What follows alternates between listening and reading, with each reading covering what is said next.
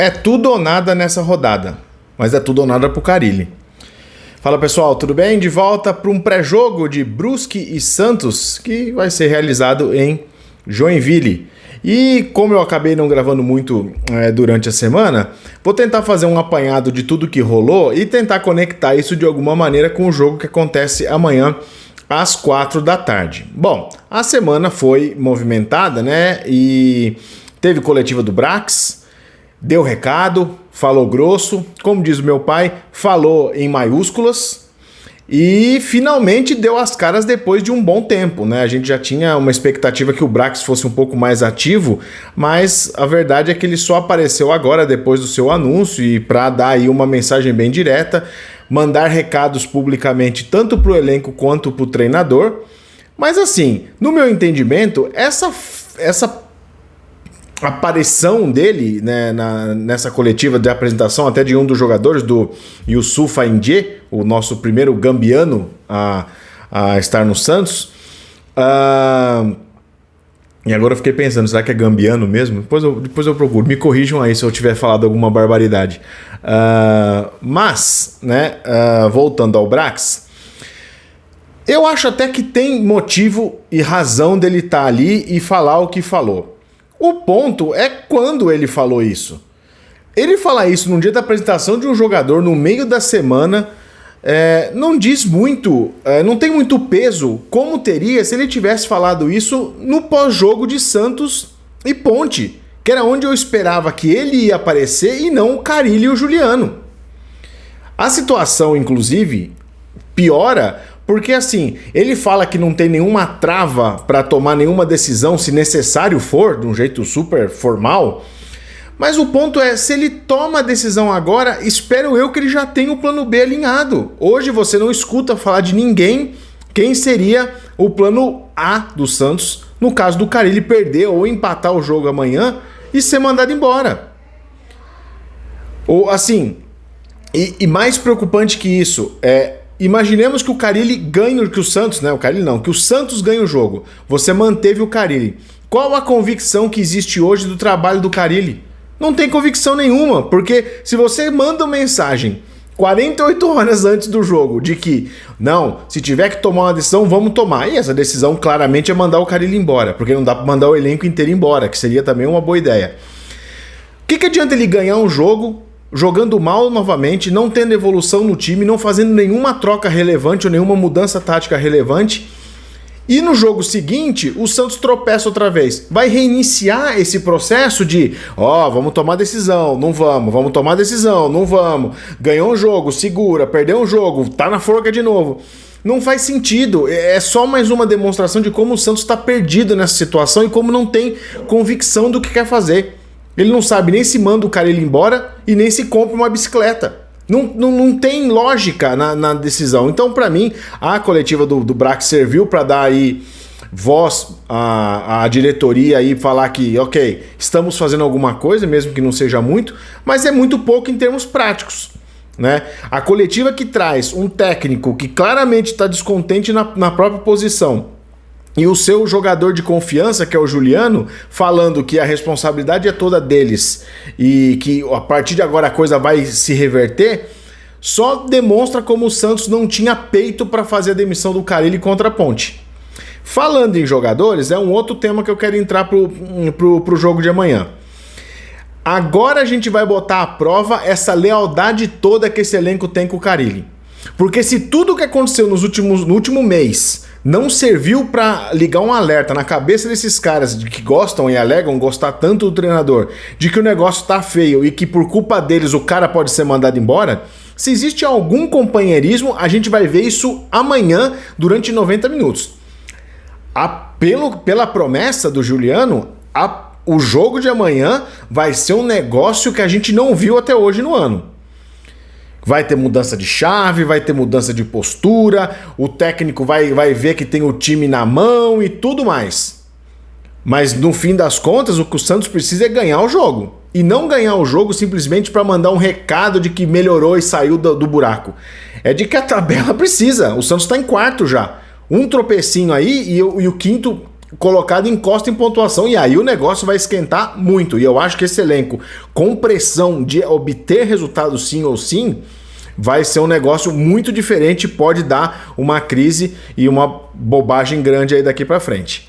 Em termos de jogadores relacionados, a gente não tem muita coisa diferente, a não ser a ausência do Sherman que está no sub-20, mas tem estreia, ou pelo menos relacionar pela primeira vez um jogador que acabou de chegar, que é o caso do Renan, que vai para o gol, é a função que ele mais vai exercer nesse tempo que ficar no Santos, que é ficar sentadinho no banco acompanhando o jogo bem de perto, e o La Quintana. O La Quintana que ninguém nunca viu jogando no detalhe e que já pode mal chegar e já ir para o time titular, né?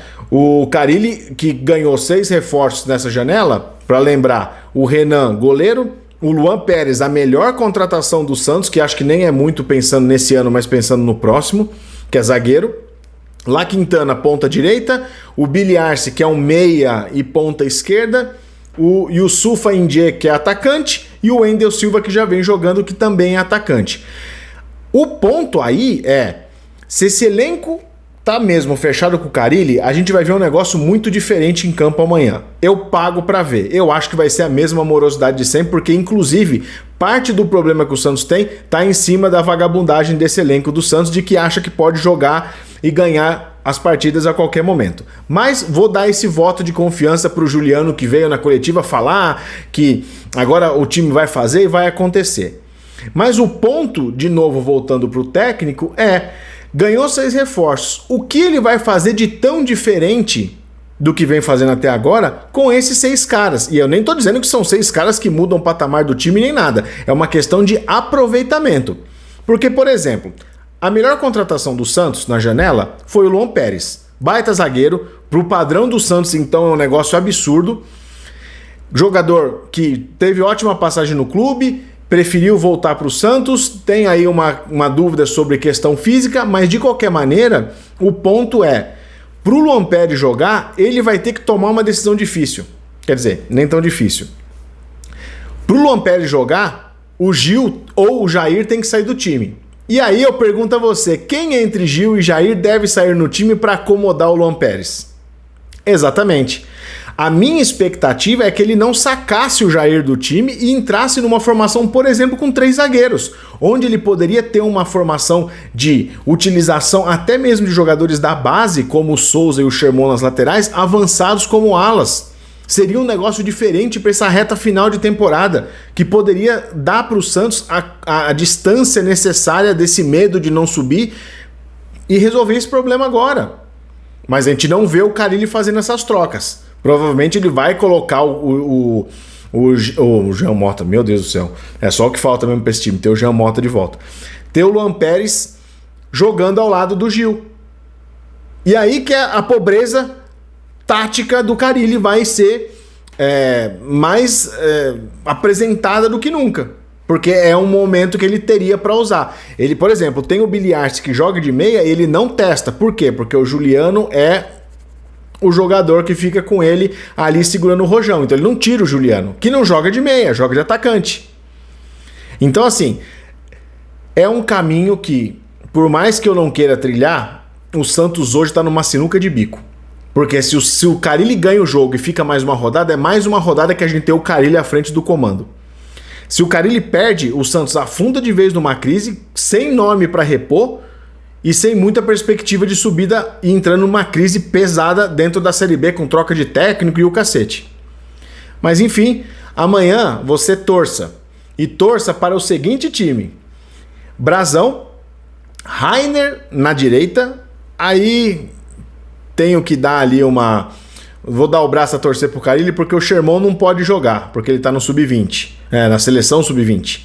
Ele tem Rodrigo Ferreira, que fez o que fez no último jogo, e o Rainer. É um pior que o outro, mas como a última bobagem quem fez foi o Rodrigo Ferreira, ele fica no banco e joga o Rainer para poder ter a chance de fazer a bobeira dele da vez. Jair e Gil, volta o Escobar, porque ele detesta a base e não deixa o Souza ter uma possibilidade de jogo, ainda mais fora de casa, que ele vai tentar beliscar um empate, ele nunca vai botar um lateral que sobe, então joga o Escobar. No meio, os 3 de sempre, Schmidt, Pituca e Juliano. Juliano que Só na escalação do Santos ele fica na meia, porque o resto do jogo ele fica no ataque.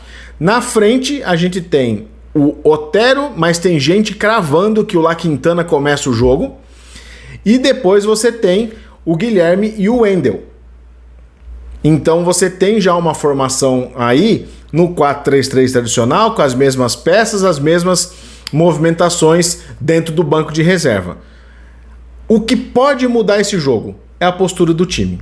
Do time, não do técnico. Se o que o Juliano falou tem um pingo de verdade, é amanhã. E aí você se prepara. 4 horas da tarde num sábado, prepare o seu churrasco para ver a Sele Santos de Giuliano e companhia de volta.